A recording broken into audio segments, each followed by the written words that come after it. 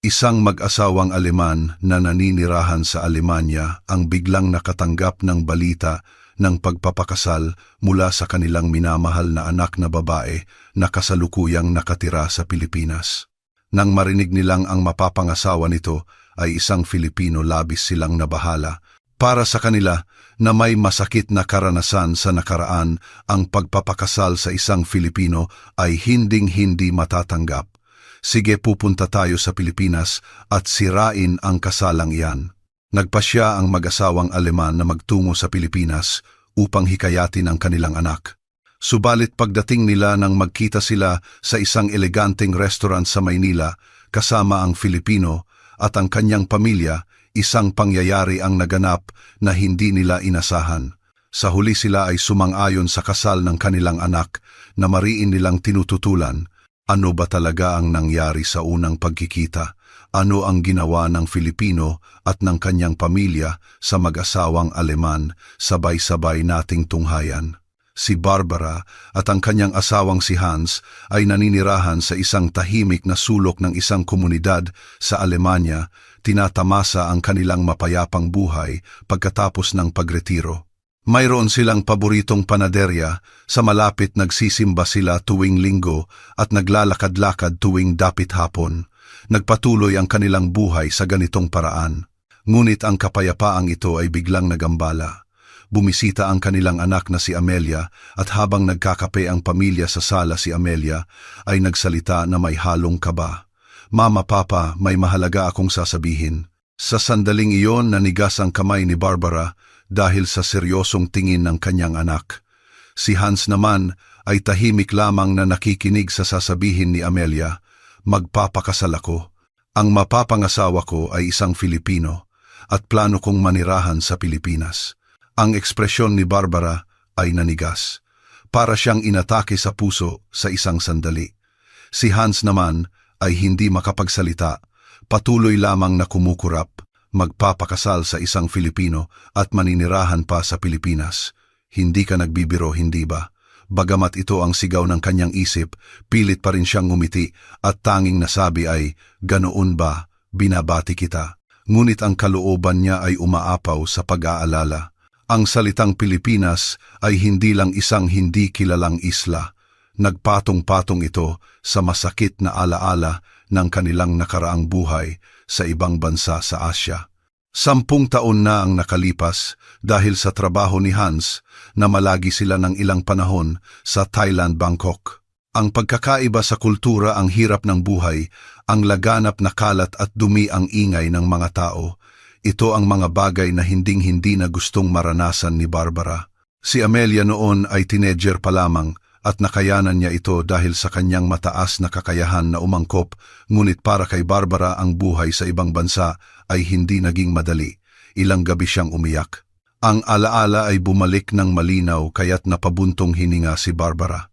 Si Hans naman ay tahimik din at napayuko, marahil ang parehong alaala ay bumangon din sa kanyang isip. "Amelia, sigurado ka ba talagang maninirahan ka sa Pilipinas?" Kahit nanginginig ang boses, pilit na pinanatili ni Barbara ang kanyang composure. "Oo, gusto kong makasama siya. Malugod din akong tinanggap ng pamilya niya at malapit na rin akong makahanap ng trabaho sa Pilipinas."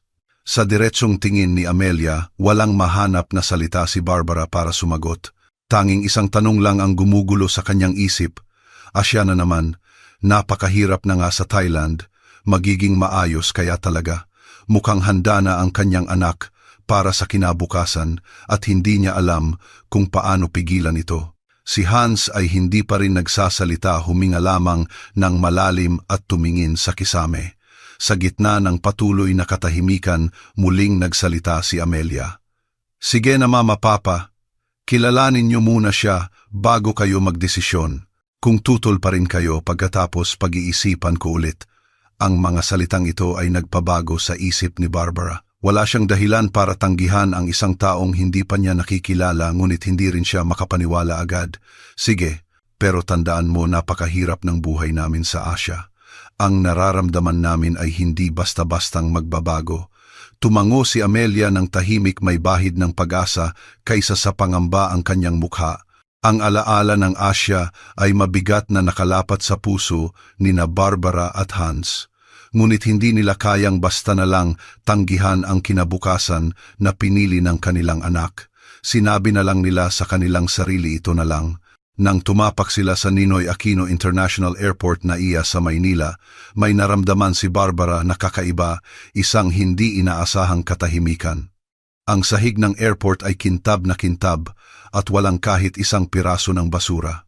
Ang ilaw ay malambot at kahit ang tunog ng aircon ay parang musika. Ang pagkilos ng mga tao ay walang ingay. Ang buong lugar ay puno ng pakiramdam ng paggalang sa isa't isa. Ganoon ba katahimik ang naiya? Tumingin si Barbara kay Hans, tahimik din siyang tumango nakatingin sa paligid nang nakakunot ang noo. Una niyang naranasan ang kalinisan ng palikuran. Pagpasok niya ang inodoro ay malinis at makintab kumpleto ang mga modernong pasilidad. Ang hangin ay may amoy ng banayad na pabango at ang lababo ay tuyo, hindi maiwasang masabi ni Barbara. Para sa akin parang hotel. Nagulat siya sa sarili niyang sinabi. Napakalayo nito sa kanyang takot na impresyon sa Asya. Ang biyahe mula airport patungong hotel sakay ng Grab o taxi ay puno rin ng sorpresa. Ang mga pasahero ay tahimik na pumila bago sumakay walang tulakan. Sa loob ng sasakyan kahit ang mga bata ay nag-iingat sa pagsasalita ng mahina na parabang iniisip ang ibang tao. Ang kapaligiran ay parang silid-aklatan, walang ingay na lumalabas. Tanging ang katahimikan ang umiikot. Hindi ako makapaniwala na ito rin ay Asya, bulong ni Barbara sa sarili. May bagay na gumalaw sa kanyang kalooban. Doon napansin ng isang binata na nakaupo sa tabi niya ang malaking bagahe ni Barbara, kaya't tumayo ito at nagbigay upuan. Maupo na po kayo, magalang niyang sinabi na may ngiti sa mukha. Nang makita ito ni Barbara, may naramdaman siyang init sa kanyang puso. Ito pala ang malasakit ng mga Filipino. Lubos niyang naramdaman iyon. Barbara, mukhang mas gumagaan ang pakiramdam mo, sabi ni Hans. Nang makarating sila sa hotel, hindi siya nagtanggol o nagkumpirma. Ngumiti lang siya ng bahagya at sumagot. Ganoon ba? Bagamat hindi pa lubusang nawawala ang kanyang pag-iingat, ang stereotype na ang Asya ay isang masakit na lugar ay unti-unti nang nawawasak. Ang kapaligiran sa Pilipinas ay malayo sa inaasahan niyang gulo at ingay. Isang bagong pag-asa ang nagsimulang sumibol sa puso ni Barbara para sa mapapangasawa ng kanyang anak na hindi pa niya nakikilala. Sa ikatlong araw ng kanilang pamamalagi sa wakas ay dumating ang araw ng pakikipagkita sa mapapangasawa. Ang lugar ay isang private room ng isang eleganteng Filipino-Espanyol fine dining restaurant sa Makati. Ang banayad na amoy ng masarap na lutuin ay nakabalot sa hangin at sa labas ay makikita ang maaliwalas na tanawin ng isang luntiang hardin. Talaga bang Maynila ito sa ganito katahimik na lugar, bulong ni Barbara? Mas lalo niyang pinahahalagahan ang kapayapaang ito dahil sa alaala niya sa Thailand. Maya-maya tahimik na binuksan ang pinto ng kahoy. Isang binatang nakasuot ng maayos na suit na may eleganteng tindig ang pumasok at marahang tumango bilang pagbati. Sa likod niya ay isang mag-asawa na mukhang mga magulang niya. Sila ay may banayad na ekspresyon, yumukod ng malalim at tahimik na umupo. Mabuhay. Kumusta po kayo? Ang unang nagsalita ay ang ama ni Marco. Matapos magsalita sa Tagalog, nagpatuloy siya sa Aleman. Bagamat may accent, malinaw naman ang sinabi. Hindi nagsalita si Barbara, nakatingin lamang sa mukha ng binata Marco. Siya ay may bahid ng kaba ngunit may tahimik na dignidad. Walang bakas ng pagmamataas o pagkawalang pakialam. Gayunpaman sa kaibuturan ng kanyang puso, nandoon pa rin ang pag-iingat. Ang ideya ng pagpapakasal sa isang Filipino ay hindi madaling tanggapin. Kahit kinakabahan, kalmado namang kinuha ni Marco ang isang tasa ng kape barako at ibinuhos ito sa maliit na tasa. Pagkatapos inabot niya ito kay Barbara gamit ang dalawang kamay. Inom po kayo ng kape. Sa sandaling iyon nagbago ang hangin. Ang kanyang kamay ay hindi nanginginig, puno ito ng sinseridad at paggalang. Hindi siya lumihis ng tingin. Ang tasa ng kape na ibinigay niya ay tila naglalaman ng katapatan na makikipag-usap sa kaluluwa. Walang kamalay-malay inabot ni Barbara ang tasa. Ang mainit na init ang banayad na amoy at ang dalisay na lasa na kumalat sa bibig tahimik na pinawi nito ang bigat sa kanyang puso. Tahimik silang nagkatinginan ni Hans. Tumango rin siya ng bahagya na para bang may naramdaman. Sa maikling pagpapalitan ng tingin na iyon talagang nagbago ang isip ni Barbara. Baka hindi siya masamang tao. Mukhang hindi naman siya masamang bata, natural na lumabas sa kanyang bibig. Narinig ito ang ina ni Marco ay ngumiti ng mahina at tumango ng maamo. Ang bawat kilos nila ay nagpapakita ng tunay na pagmamalasakit, hindi sa salita kundi sa kilos sa paraan ng paghahandog ng inumin sa pagtingin. Sa anggulo ng pagtango may kultura ng pag-iisip sa kapakanan ng iba ang naroon. Ang usapan ay nagpatuloy ng dahan-dahan at maayos. Si Amelia ay nag-aalok ng salin. Nagkwento si Marco tungkol sa kanyang trabaho sa pang-araw-araw na buhay at sa pagkikita nila ni Amelia na minsan ay may kasamang kilos ng kamay. Hindi siya nagmamayabang o nagmamaliit sa iba. Ang matuwid at tapat niyang pananalita ay unti-unting nagpapalambot sa puso ni Barbara. Kung ganoon kabuti ang binata at mahal niya ang anak ko. Sa sandaling naisip niya, ito naramdaman niyang gumuho ang pader sa kanyang puso. Para siyang isang mahabang taglamig na biglang dinapuan ng banayad na simoy ng tagsibol.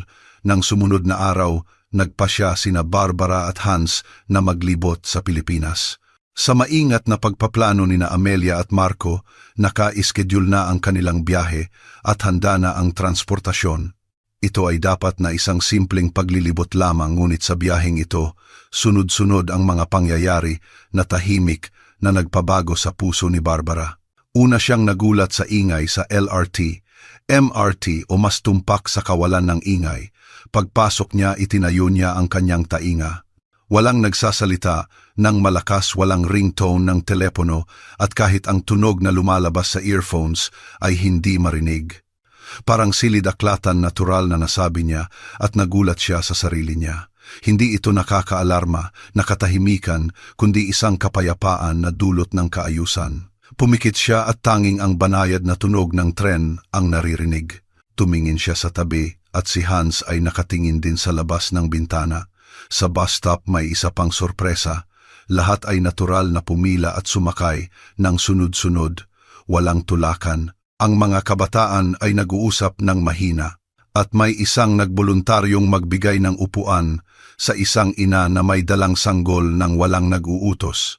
Napakakumbinsi na kilos tumango si Barbara ng malalim kahit sa sidewalk hinangaan niya ang mahusay na pasilidad. Ang simento ay patag, may mga rampa para sa mga may kapansanan at sa ilang lugar may mga handrail pa. Si Hans ay marahang dumampi ng kamay sa handrail at bumulong. Ang lungsod na ito ay napakabait sa mga naglalakad.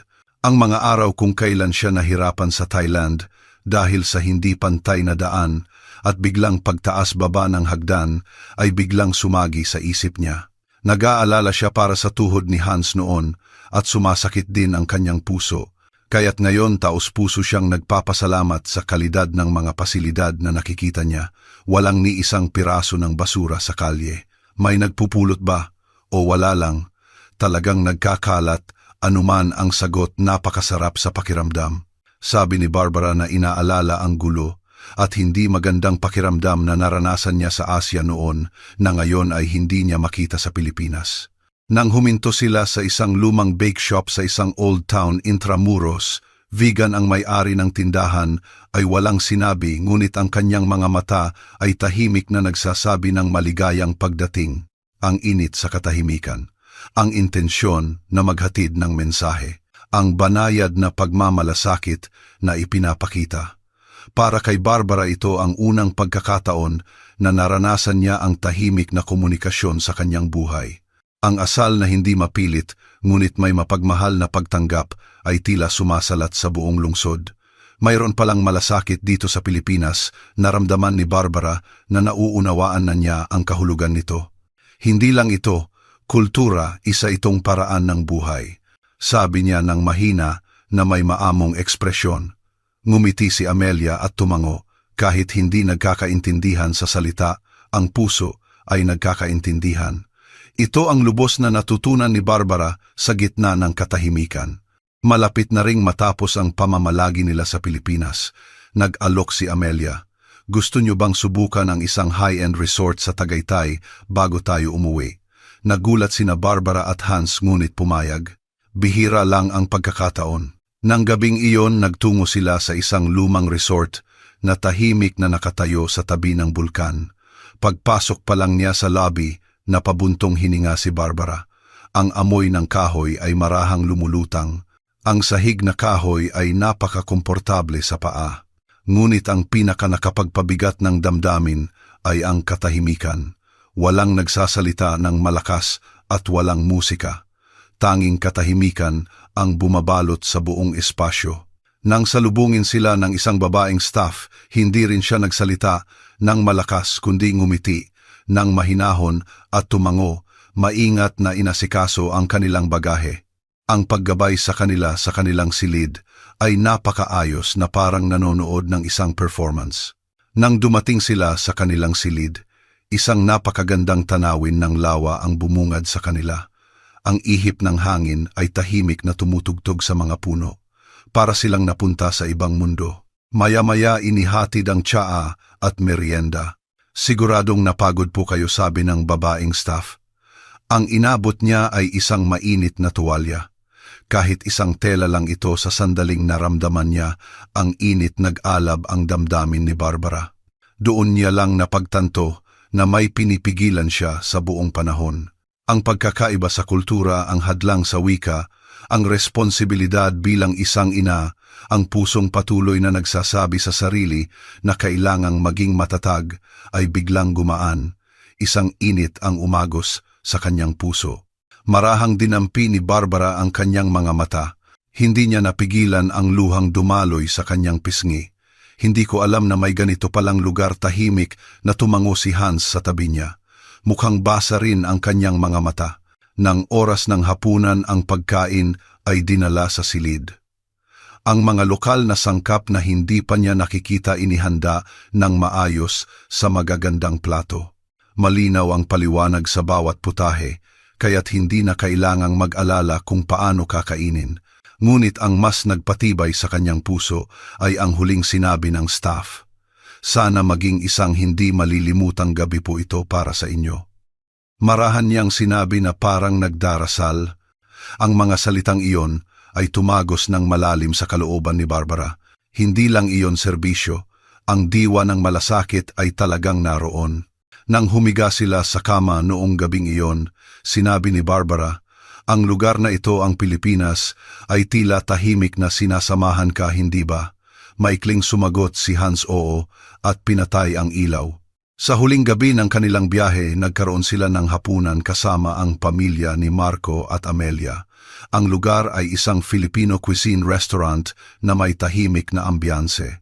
Tahimik silang nakaupo sina Barbara at Hans sa isang komportableng private room. Sa harap nila ay ang Filipino cuisine na inihanda ng maayos, ang masarap na pampagana sa maliliit na plato, ang umuusok na sabaw ng manok at ang mga kubyertos na kahoy. Ang lahat ay puno ng Filipino elegance. Sa simula medyo hindi sila sanay, ngunit ang katahimikan ay unti-unting naging komportable. Ang usapan ay pinigilan at bawat isa ay nag-iingat sa pagpili ng salita na para bang iniisip ang damdamin ng iba. Nang kumalma na ang tensyon, si Barbara ang unang nagsalita. Sa totoo lang, sa simula tutol ako sa kasalang ito. Agad na natahimik ang paligid. Ang mga salita niya ay parang isang bato na marahang inihulog sa tubig, tahimik na kumalat sa hangin. Si Hans sa tabi niya ay bahagyang umayos ng upo. Si Amelia ay tumingin sa kanyang ina ng may pag-aalala. Ngunit hindi lumihis ng tingin si Barbara at nagpatuloy siyang magsalita habang nakatingin sa ina ni Marco. Pinalaki ko ang sarili kong pangamba nang hindi ko kayo lubos na kilala, kaya humihingi ako ng tawad. Matapos ang ilang segundong katahimikan, ang ina ni Marco ay tahimik na tumango. Kami po ang humihingi ng tawad kung nakaramdam kayo ng pangamba. Sa sandaling narinig ni Barbara ang mga salitang ito, isang init ang umagos sa kanyang dibdib. Hindi tinanggihan ng kabilang partido ang kanyang damdamin, kundi tinanggap ito ng buong buo. Sa simpleng gawaing ito, naramdaman niyang gumaan ang kanyang puso. Tahimik na ibinaba ni Hans ang kanyang kubyertos at bumulong kung sa ganitong pamilya makakasama. Narinig ito marahang yumuko si Barbara na may banayad ng ngiti.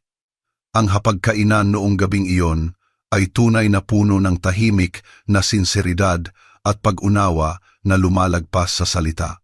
Natapos ang kanilang biyahe sa Pilipinas at bumalik na sina Barbara at Hans sa Alemanya. Paglabas nila sa airport at pagbukas nila ng sarili nilang pinto kahit nabalutan sila ng pagkamis at ginhawa, may kakaiba siyang nararamdaman. Mas lalo niyang naramdaman ito nang maglakad siya patungo sa istasyon. Ang mga bisikleta ay nakaparada ng magulo, ang mga dingding ay may kupas na graffiti, ang mga basurahan ay umaapaw at ang kalye ay puno ng gulo. Sa platform naririnig ang malakas na tunog ng speakerphone at ang mga hiyaw ng mga bata ay umaalingaw-ngaw sa istasyon. Ito ay mga tanawin na nakasanayan na niya, ngunit ngayon lahat ay tila napakaingay. Nagtanong si Barbara sa sarili, lagi bang ganito? O nagbago ako? Kahit sa supermarket, hindi nawala ang kakaibang pakiramdam. Ang mga staff ay nagdaragdag ng stock na parang naghahagis ng mga bagay, ang cashier ay nakasimangot at ang buntong hininga ng mga customer sa likod ay napakalakas. Bawat pangyayari ay mabigat na nakalapat sa kanyang puso. Pag-uwi, nakatanggap siya ng mensahe mula kay Amelia. Gusto kong gawin ang kasal sa Pilipinas. Nang mabasa niya ito, nag-alinlangan sandali ang puso ni Barbara, ngunit tanging isang kaisipan lang ang lumabas sa kanyang isip. Sige. Ang maikling sagot na ito ay wala ng pag-aalinlangan o pangamba. Tila nakita na niya ang sagot sa kanyang puso. Kung iisipin ang init ng malambot na tuwalya sa resort, ang katahimikan na bumabalot sa naiya, ang tapat na tingin ng mapapangasawa, at ang humingi ako ng tawad na sinabi ng pamilya, lahat ng ito ay nananatili sa isang sulok ng kanyang puso na parang ilaw. Napagtanto ni Barbara na nagtayo siya ng pader laban sa salitang Asya. Dahil sa masakit na karanasan niya noon, tinanggihan niya pati ang Pilipinas. Ang pagkilala niya sa katotohanan ito ay ang pinakamalaking pagbabago. Pinag-usapan niya ito kay Hans at maamo siyang tumango. Napakamaingat at detalyado ng lahat noong nasa Pilipinas. Namiss ko yun. Nagtawanan silang dalawa. Nang gabing iyon, binuklat ni Barbara ang album at tiningnan ang mga litrato na kinuha nila sa Pilipinas. Tahimik niyang sinabi sa kanyang puso, napakabuti na ang pinili ng aking anak ay ang Pilipinas. Ang pagpapakasal sa isang Filipino ay hinding-hindi posible. Nang una niyang sabihin ito, tanging pag-aalinlangan at takot lang ang nasa puso ni Barbara. Dahil mahal niya ang kanyang anak, hindi niya kayang burahin ang kanyang takot sa buhay sa ibang bansa. At ang masakit na alaala niya sa Asya noon ay naging prejudice nang hindi niya namamalayan. Ngunit ang lugar na tinatawag na Pilipinas ay iba. May init sa katahimikan. Walang mapilit na pagbebenta, walang malakas na ingay, kundi isang kabaitan na tila dumidikit sa iyo. Ang lahat ng iyon ay marahang tumagos sa kalooban ni Barbara. Ang sahig na makintab sa naiya, ang malinaw na signages at ang kaayusan ng mga tao sa pila. Muli niyang naramdaman na ang tinatawag na ganda ng asal ay hindi bagay na itinuturo, kundi isang kultura na natural na nakaugat. Kahit sa pagpasok sa bus, nakakagulat ang katahimikan. Ang driver ay maingat na nag-aanunsyo, at ang mga pasahero ay hindi nagtitinginan na ginagalang ang espasyo ng isa't isa. Ngayon lang niya napagtanto sa Pilipinas na ang kapayapaan ng hangin ang nagbubunga ng damdamin ng katiwasayan at ang mainit na tuwalya sa resort. Kahit isang maliit na bagay lang iyon, natunaw nito ang napakaraming yelo sa kanyang puso. Kung gaano kasaya ang maramdaman na may nagmamalasakit sa iyo, na may nakakakita sa iyong pinagdadaanan, ito ang malalim na naituro sa kanya sa sandaling iyon. Sa hapunan kasama ang pamilya ng mapapangasawa, tahimik na sinabi ng ina ang humingi ako ng tawad. walang dahilan, walang pagtatanggol. Ang kanilang tapat na pag-iisip sa damdamin ni Barbara ay mas nagpatibay sa kanyang loob kaysa sa anumang salita. Ngayon puno ng kumpiyansa si Barbara. Talagang naramdaman niya na ang pinili ng kanyang anak ay ang Pilipinas. Pareho ang nararamdaman ni Hans. Kung sa pamilyang iyon makakasama ang anak namin, siguradong magiging masaya siya. Ito ay isang katotohanan na pananampalataya, pati na rin ang katuwiran ng isang magulang. Ang buhay minsan ay banayad na sumisira sa ating mga stereotype. Ang mga bagay na itinuring nating imposible dahil sa karanasan sa nakaraan ay maaaring wasakin ng isang simpleng kabaitan. Ito ang itinuro sa kanya ng Pilipinas. Isang tahimik, mapayapa ngunit tunay na nagpabago sa puso ni Barbara na isla.